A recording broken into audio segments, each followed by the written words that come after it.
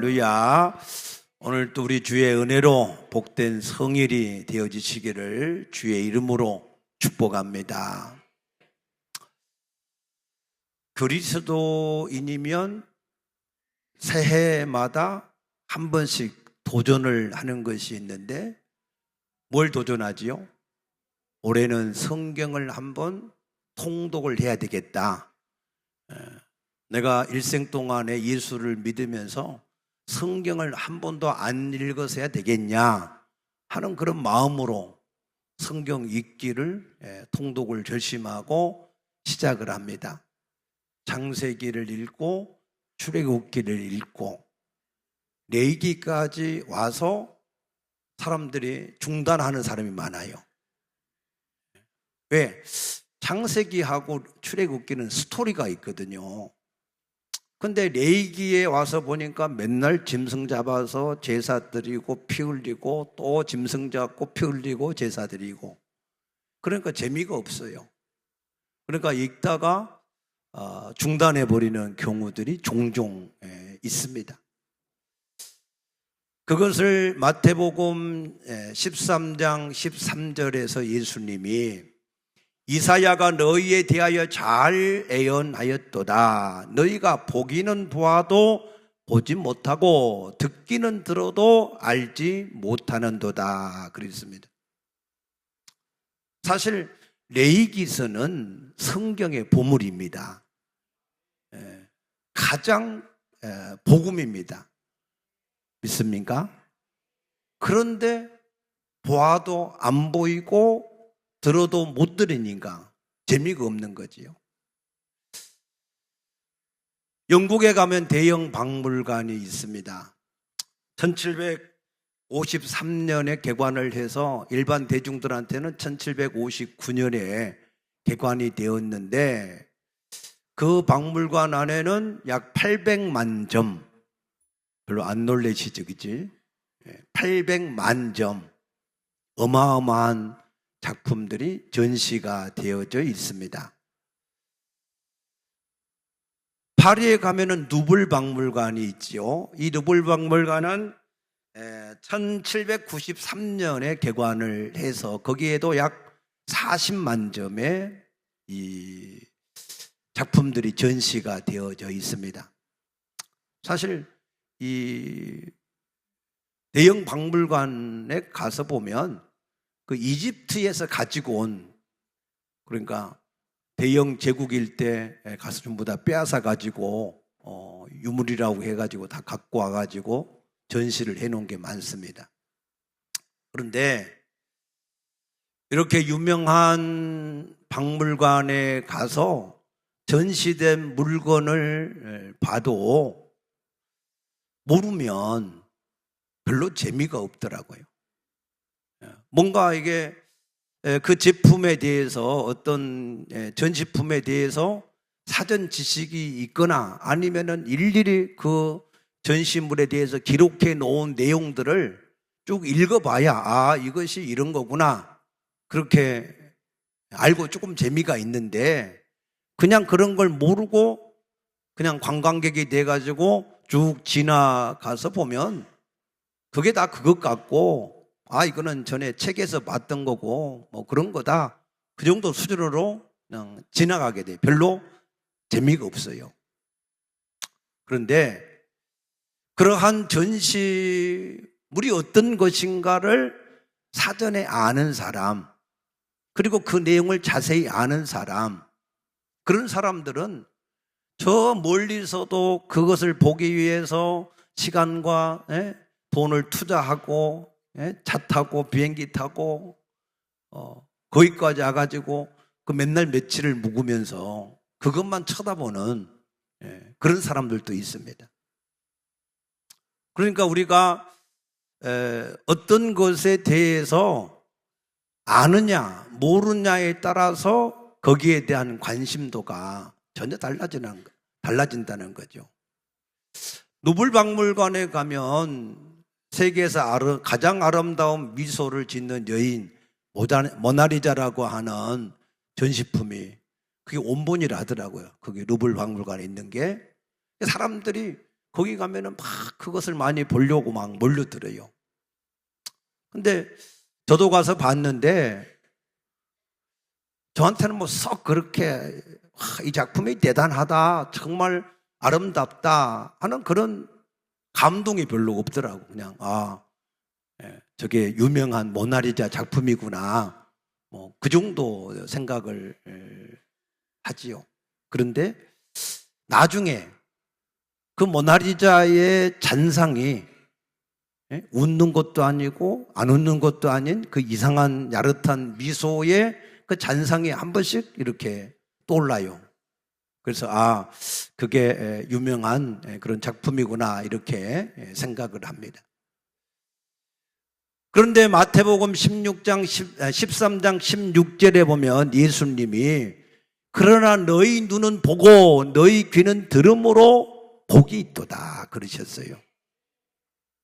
그러니까 우리가 레위기서의 말씀을 제대로 보고 들을 수만 있다면 그 사람에게 복이 되는 줄로 믿으시기 바랍니다. 레위기서의 말씀은 피에 대한, 짐승을 잡아서 피를 흘리는 피에 대한 이야기잖아요. 여러분, 피는 무엇일까요? 레위기 17장 11절 보니까 모든 육체의 생명은 어디에 있다고요? 피에 있다 그랬어요. 피는 생명이에요, 생명. 그러면은 예수님이 이 땅에 왜 오셨어요? 내가 온 것은 양으로 생명을 얻게 하고 더 풍성히 얻게 하기 위함이다 라고 하셨어요. 우리에게 생명을 주시기 위해서 오신 분이 예수님입니다. 그 예수님이 흘리신 피, 그 피를, 짐승의 피를 통해서 우리에게 계속해서 알리고 증거한 말씀이 레위기서의 말씀입니다. 그렇기 때문에 레위기서에서 보면서 그 피 흘리는 짐승들 속에서 누구를 보면 돼요? 예수가 보이면 그러면은 그 사람에게는 은혜가 되고 복이 될 줄로 믿습니다. 요한복음 20장 31절에 보면은 오직 성경을 기록한 목적은 예수님이 하나님의 아들 그리스도이심을 믿게 하고 또 그 이름을 힘입어서 죄 사함을 받아서 생명을 얻게 하기 위함이다 그랬습니다. 생명. 왜 우리에게 생명이 필요할까요? 에베소서 2장 1절에 보니까 그때 우리는 죄와 허물로 죽었다 그랬어요. 우리는 죽은 사람이기 때문에. 뭘로? 죄와 허물 때문에. 무슨 죄요? 요한복음 16장 9절에 죄라 하면 그들이 나를 믿지 아니함이요 그랬습니다. 모든 죄의 근본은 뭐라고요? 하나님으로 믿지 않는 것. 맞습니까? 하나님을 우리의 주인으로 섬기지 않는 것. 그 하나님 앞에 감사함으로 영광을 돌리지 않는 것. 그것이 모든 죄의 근본입니다. 근본. 그 죄를 지은 것 때문에 우리 인간은 모든 죄가 우리에게 파생된 겁니다. 그래서 이 죄를 우리가 가지고 있으면 죄의 삭슬 뭐라고 그랬어요? 사망이다. 로마서 6장 23절에 죄의 결과는 삭슨 사망이다 그랬습니다. 사망은 다른 말로 뭐라고요? 분리가 되었다 그 말입니다. 그러면 왜 하나님과 분리가 되는 것이 사망인가? 그것이 왜 사망인가를 우리가 아셔야 됩니다. 왜 하나님과 분리가 된 것이 우리에게 사망이냐면 출애굽기 3장 14절에 하나님이 자기 이름을 알려주셨는데 그 이름을 뭐라고 그러셨을까요? 스스로 있는 자라고 그랬어요. 스스로 있는 자. 이 우주 만물 가운데는 스스로 존재하는 것은 아무것도 없습니다. 여러분이 이 안에 수많은 것들이 있는데 근데 이 중에 하나라도 자기들 스스로 존재한 게 없습니다. 마찬가지로 이 우주 만물 가운데 자기들 스스로 존재하는 것은 아무것도 없습니다. 믿습니까? 오직 스스로 존재하는 그 여호와 하나님으로 말미암아 내 손이 그들을 만들었으므로 그들이 생겼다라고 하신 것을 믿으시기 바랍니다. 그래서 요한복음 1장 3절에도 예수님이 그로 말미암아 모든 만물이 지은 바가 되었으니 그거 없이는 하나도 된 것이 없다 그랬습니다. 그래서 모든 세상의 모든 만물의 생명이 그 여호와 하나님으로 말미암아 그것이 모든 만물에게 파생되어서 그것이 생명이 있었다 그 말입니다.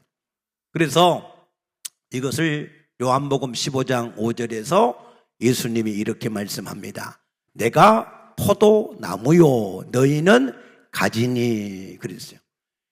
가지가 나무에 붙어있지 않으면 살 수 있어요 없어요? 죽은 거예요 죽은 거. 가지가 반드시 나무에 붙어 있어야만 생명이 있고 그 나무로부터 원액을 얻어서 꽃을 피우고 열매를 맺습니다. 믿습니까? 그런데 가지가 나무에 잘려졌어. 그러면은 살아있는 것 같지만 죽은 거란 말이에요. 살 수 있는 방법은 딱 하나밖에 없어요. 다시 원가지에 뭐 해야 돼요? 접붙임이 되면 됩니다. 맞습니까? 가지를 막 잘라놓으면 파래요. 원나무나 가지나 색깔이 똑같아요. 살아있는 것 같습니다. 그러나 가지가 조금만 시간이 지나면 점점 말라서 노랗게 변하게 되고 모든 잎이 떨어지고 그러면 어디로 들어가요? 물 속에 들어가는 겁니다. 우리 인간이 하나님과 분리가 되어서 태어나는데 이 태어나서 살아있는 것 같이 보여요. 그 기간이 얼마라고요?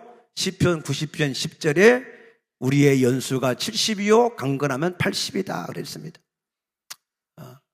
사실 우리 인간은요 태어나면서부터 한 번 죽는 것이 정해져 있습니다. 그래서 이 죽음이 끝나기 전에 우리가 영생을 얻으려면은 뭐를 해야 돼요?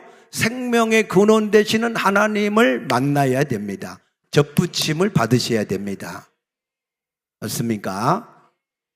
그런데 가지가 원나무에서 잘려져서 수분이 점점 마르면 접붙임이 잘 된다고요? 안 된다고요? 안 된다. 우리 인간도 마찬가지예요. 우리 인간도 하나님과 분리가 되어서 너무 많이 말라버리면 그러면은 접붙임이 어려워요. 죄송하지만 접붙임이 어려워요. 죄송하지만 50이 넘었는데 하나님을 인격적으로 만나지 못했으면 사실 그 하나님을 인격적으로 만나기가 쉽지가 않습니다. 그래서 전도서 12장 1절에 보니까 내 청년의 때에 내 창조주 하나님을 기억해야 된다 그랬습니다. 여러분들이 하나님을 만나지 못하면 이 마귀가 그 마음속에 온갖 자기 생각을 다 집어넣어 버립니다. 그래서 그것이 견고한 진이 돼요. 그래서 마치 용수철을 휘어놓으면 다시 놔두면 제자리 돌아가듯이 그 마음속에 견고한 진이 있어서 그걸 벗어나지를 못해요. 그걸 깨트리지를 못하는 겁니다. 그래서 예수 믿어도 전혀 잘 변화가 안 되고 옛날 그대로 살던 사람으로 그냥 살아가는 경우가 많습니다. 그러므로 여러분들이 젊어서 할렐루야 젊어서 하나님을 인격적으로 만날 수 있게 되기를 축복합니다. 하나님을 인격적으로 만나지 못하면 그 사람은 에베소서 2장 2절에 보니까 그때 너희는 공중의 권세를 잡은 마귀에게 속하여 불순종하는 자들 가운데 역사하는 영을 따라 세상의 풍속을 따라서 살 수밖에 없게 되었다 그랬습니다. 그래서 우리가 그때의 그 사람의 영적 신분을 요한복음 8장 44절에 너희는 너희 아비가 마귀다 그랬습니다. 죄송해요. 하나님의 자녀가 아닌 사람은 다른 말로 뭐라고 그래요? 마귀 자녀다 그랬습니다. 여러분, 하나님 자녀가 듣기 좋아요? 마귀 자녀가 듣기 좋아요? 예수 안 믿는 사람도요, 당신은 마귀 자녀입니다 그러면 굉장히 기분 나빠하죠. 근데 실상은 예수를 믿지 않으면 어쩔 수 없이 신분이 마귀 자녀일 수밖에 없습니다. 마귀는 거짓의 아비다 그랬거든요. 거짓말을 할 때마다 제 것으로 해요, 제 것으로. 그래서 우리에게 온갖 거짓을 심어 넣어요. 그 거짓이 뭡니까? 우리 육체가 전부라는 거예요. 우리가 육체적으로 이 땅에서 잘 먹고 잘 사는 게 최고의 성공이고 행복이라는 거예요. 그래서 육체의 소욕을 주고 영적인 것을 빼앗아 버리는 겁니다. 마태복음 4장에 보면은 마귀가 예수님을 높은 곳에 데리고 가서 천하만국을 보여줍니다. 그러면서 나한테 한 번만 절하면 이 천하만국을 다 주겠다라고 얘기합니다. 그러나 예수님은 기록되었으되 오직 하나님만 경외하고 그 하나님만 섬기라고 하셨다. 사탄아 떠나가라 하니까 마귀가 떠나갔다 그랬습니다. 예수님은 그랬는데 우리는 잘 안 그래요. 마귀가 돈만 준다면, 육체를 잘 되게만 한다고 하면 하나님 쉽게 버립니다. 말씀도 쉽게 버립니다. 예배도 쉽게 버립니다. 육체를 다 따라가 버려요. 그러나 그것은 우리가 거짓에게 속을 뿐입니다. 이 마귀는 우리 마음속에 자기 생각을 집어넣어서 우리를 지배합니다. 요한복음 13장 2절을 보니까 마귀가 가룟 유다에게 예수를 팔 생각을 넣었다 그랬어요. 그래서 그 생각을 버리라고 예수님이 계속 말씀하는데도 안 버리고 그 넣어준 생각대로 행했을 때 가룟 유다가 어떻게 되었습니까? 그는 스스로 목매어서 자살하게 되고 그 배에 창자가 터져서 창자가 흘러나오게 되고 그리고 영원한 멸망을 당하는 비참한 결과가 되었습니다. 그래서 로마서 8장 6절에 보면은 육체의 생각은 사망이고 성령의 생각은 생명과 평안이다 하신 것을 믿으시기 바랍니다. 그래서 오늘 우리에게 중요한 것이 있습니다. 요한일서 4장 1절에 너희는 영을 다 믿지 말고 그 영이 하나님께 속하였는가 분별하라 그랬습니다. 지금 내 마음속에 지금 있는 그 생각, 지금 우리가 가지고 있는 그 생각이 하나님께로부터 왔는지 마귀에게 왔는지를 뭐하라고요? 분별을 하셔야 된다. 깨닫게 되시기를 축복합니다. 그래서 이 마귀가 넣어준 생각을 따라서 살면 우리는 하나님 앞에 에베소서 2장 3절에 본질상 진노의 대상이라 그랬어요. 하나님이 언제 그 사람을 멸할지 본질상 진노의 대상이기 때문에 언제 멸망할지를 모르는 것입니다. 그런데 더 문제는 뭐가 문제냐면, 자, 우리 마음속에 지금 들고 있는 생각이 하나님께로부터 온 생각이 아니라 마귀에게로부터 온 생각인 것을 알아요. 그래서 내가 그 마귀로부터 온 생각을 내가 물리치고 하나님이 주시는 성령의 인도함을 따라서 순종을 해야 되겠다. 그런데 안 된다는 거예요. 그게 안 돼. 로마서 7장 19절에 우리가 마음으로 선을 행하기 원하나 그러나 우리는 악을 오히려 행하는도다 그랬습니다. 그게 문제인 거죠. 심지어는 우리 마음이 호세아서 2장 8절에 보니까 하나님이 주신 곡식, 새 포도주, 또 하나님이 주신 이러한 기름, 은과 금, 이 모든 것을 누가 주셨어요? 하나님이 주셨습니다. 그런데 하나님이 보니까 내가 그것을 저들한테 줬는데 저들이 그걸 가지고 하나님께 감사하지 않고 오히려 바알한테 가서 감사하다라고 한다는 거예요. 심지어는 에스겔서 8장 14절이나 16절 말씀 보면 하나님의 성전에 앉아서 바벨론의 신 담무스를 찬양하고 그를 위하여서 애곡하고 태양신을 향하여서 하나님께 등을 돌리고 태양신을 예배하고 그런다는 거예요. 우리가 하나님의 성전이 맞습니까? 그런데 우리 속에 우리가 하나님만을 위하여서 섬겨야 되는데 우리가 하나님의 성전인데 하나님을 위해서만 섬기는 것이 아니라 오히려 육체의 소욕을 따라서 섬기는 일이 우리에게 함께 있다는 겁니다. 그래서 하나님이 그 백성들이 꼴보기 싫어서 성전을 떠나가 버리셔요. 그러니까 이스라엘 백성들은 하나님의 성전이 우리에게 있고 하나님이 우리에게 계시니 우리가 어떤 대적을 만나도 두려움이 없다, 그런 믿음을 가졌는데 그 성전이 무너지잖아요. 왜? 하나님이 떠나버리시니까.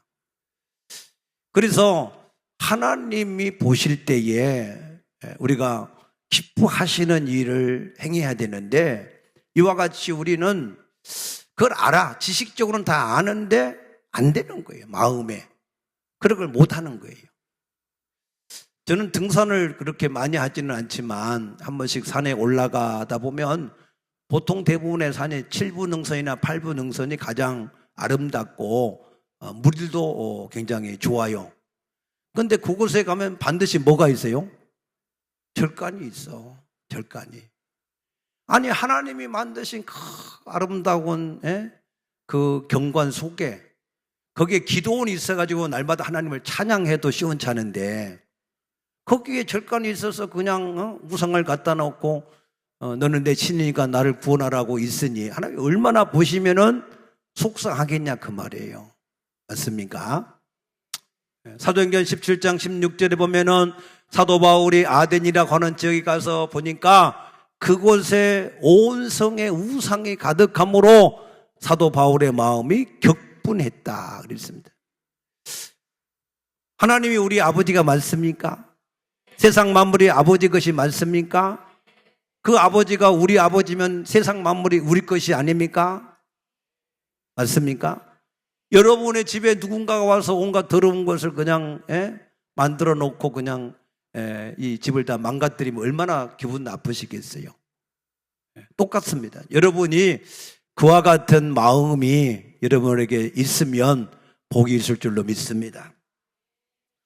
그래서 창세기의 성경은 태초부터 시작해서 하나님이 메시아를 보내기로 부름받은 선민, 그 선민의 혈통이 어떻게 이어져 오는가 하는 것을 설명을 했고, 그 다음에 출애굽기에는 그 하나님의 백성들이 출애굽, 애굽은 세상입니다. 세상에서 빠져나와서 어떻게 하나님의 약속하신 가나안 땅으로 가는지 거기에 대한 영광을 체험했고, 거기에 시내산에서 하나님과 시내산 언약을 맺음으로 세상을 위한 제사장 나라가 되었고, 그들이 그 모든 죄를 사함받고 하나님 만날 수 있는 길을 알리는 성막을 받았다라고 하는 것이 출애굽기의 말씀입니다. 그러면 레위기의 말씀은 무슨 말씀이냐? 그 만난 하나님과 관계, 이 관계를 어떻게 해야 더 하나님이 싫어하는 것을 안 하고 하나님이 기뻐하는 일을 할 수 있을까 하는 것을 기록해 놓은 것이 레위기서의 11장에서 27장까지의 말씀입니다. 그래서 레위기서 11장 45절에 내가 거룩하니 너희도 거룩하라. 내가 이것을 위해서 너희를 애굽에서 인도해 냈다라고 말씀하시는 거예요. 하나님과 관계. 그래서 하나님이 어떤 음식에 대해서 아니면 입는 옷에 대해서 아니면 어떤 정결 의식에 대해서 쭉 말씀하신 것이 레위기 11장에서 27장까지의 말씀입니다. 그래서 그것을 율법이라고 우리가 말하는데, 이 율법을 우리에게 주신 이 이유가 뭐냐 하는 것을 아셔야 됩니다.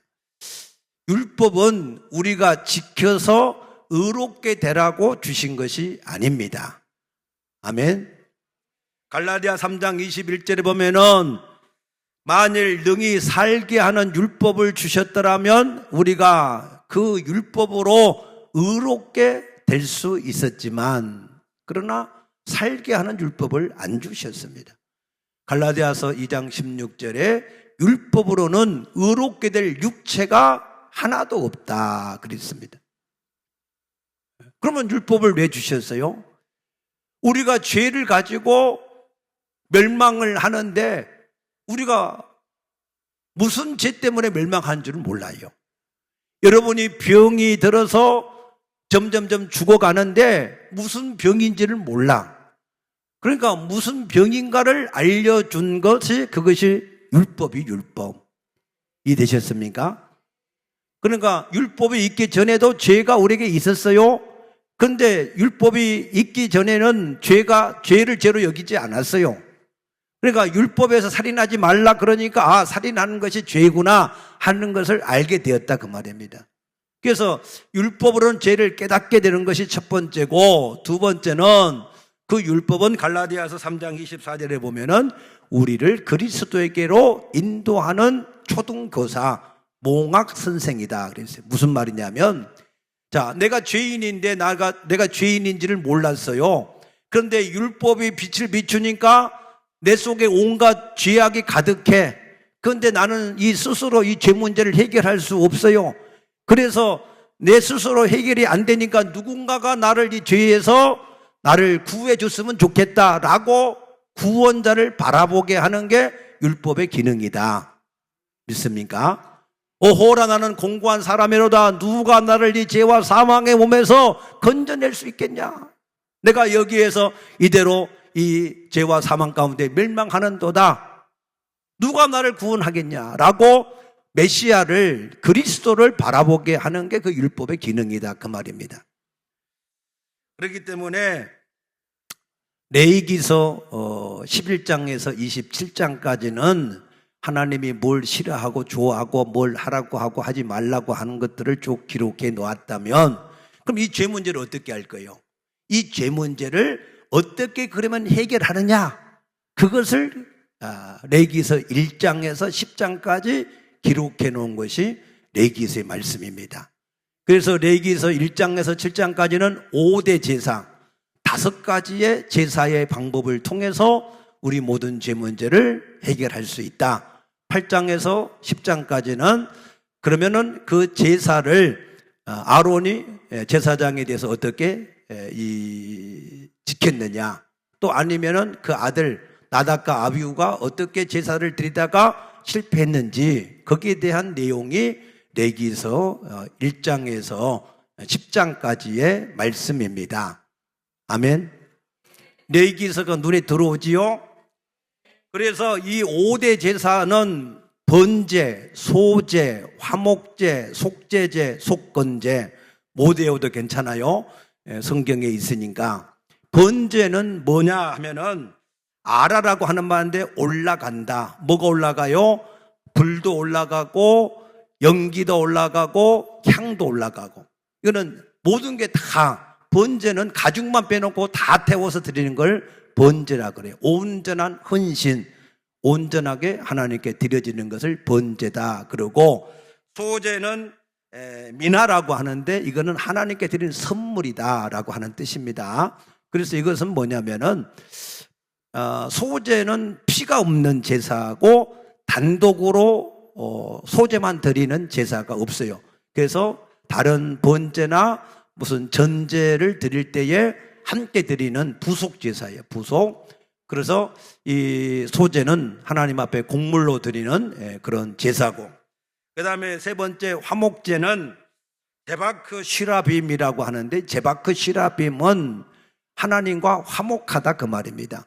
하나님과 화목하지 못한 사람이 이제 하나님과 다시 관계를 회복하기 위해서 드리는 것이 화목제의 제물입니다.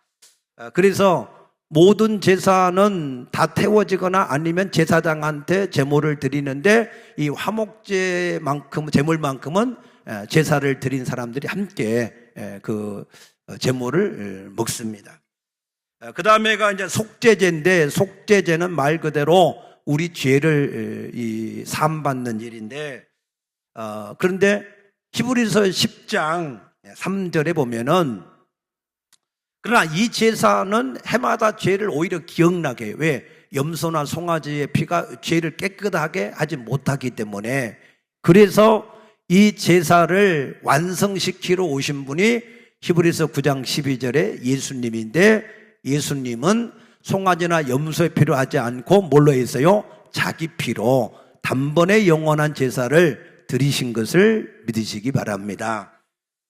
그 다음에는 속건제인데, 이 속건제는 성물을 부지중에 범했거나 하나님의 계명을 부지중에 의도적으로 안 하고 부지중에 범한 이 죄를 사함받는 제사가 속건제입니다. 그런데 이 속건제는 반드시 자기의 죄에 대한 고백이 있어야 되고 배상이 있어야 돼요. 그 어떤 이 성물에 대해서 파기가 됐으면 거기에 대한 배상을 하는 것이 속건제입니다. 그런데 그보다 이제 더 중요한 것은 뭐가 더 중요하냐면은 오늘 여기 3절 보시면 모든 제사는 하나님이 기쁘시게 받으시도록 드릴지니라 그랬습니다. 중요한 것은 뭐라고요? 하나님이 기쁘시게 받으시도록. 기쁘시게. 그러면은 하나님이 제사를 드렸을 때, 예배를 드렸을 때 안 받으신 때가 있었냐? 있었습니다. 우리 중요한 거니까 한번 찾아봅시다. 이사야서 1장 한번 보십시다. 이사야서 1장 보시면 11절에 여호와께서 말씀하시되 너희의 무수한 재물이 내게 무엇이 유익하뇨? 나는 순양의 번제와 살찐 짐승의 기름에 배불렀고 나는 수송아지나 어린 양이나 순염소의 피를 기뻐하지 아니하노라. 너희가 내 앞에 보이로니 이것을 누가 너에게 요구하였느냐? 내 마당만 밟을 뿐이니라. 그랬어요. 하나님께 드리는 제사를 하나님이 안 받으시면 아무 의미가 없다는 거예요. 우리가 하나님께 드리는 예배를 하나님이 안 받으시면 아무 의미가 없다는 겁니다. 맞습니까? 그러니까 하나님이 기쁘시게 받도록 드리셔야 된다. 그러면은 그 기쁘시게 받으시는 조건이 뭐냐? 흠이 없는 것으로 드려야 된다. 제물 자체가 뭐가 없어야 돼요? 흠이 없어야 돼요. 흠이 있으면 안 돼요. 그래서 모든 제사의 제물을 반드시 흠이 없어야 된다라고. 짐승의 제물은 어떤 것은 눈이 멀거나 아니면 피부병이 있거나 아니면은 다리가 절거나 아니면은 다른 어떤 이 약한 것들이 있을 수 있어요. 그런 거는 안 된다는 거예요. 요한복음 2장에 보면 예수님이 성전을 청소하시죠. 소나 양이나 비둘기 파는 사람들 다 내쫓으시고 돈 바꾸는 사람들 다 쫓으셨잖아요. 무슨 얘기냐면 디아스포라, 흩어지는 유대인들이 이게 이 3대 절기에 하나님 앞에 나와야 되는데 먼 땅에서부터 소를 끌고 올 수 없잖아요. 그러니까 거기 와서 제물을 사는 거예요. 그런데 그 제물을 제사장하고 장사꾼들이 짜고 흠 없는 것을 사고 팔았어요. 그러니까 하나님이 받으실 수 없는 건데 막 그렇게 드리니까 장사하는 일이다. 또 환전도 제대로 된 정해진 금리만 받아야 되는데 더 금리를 높이 받아가지고 이렇게 했기 때문에 내 집을 장사하는 집을 만들지 말라라고 내쫓으신 겁니다. 그래서 하나님 앞에서는 반드시 흠이 없는 것을 드려야 되는데, 자 보세요. 자, 흠이 없는 제물을 가지고 와서 뭐 해요? 그 번제물의 머리에 안수한다. 안수.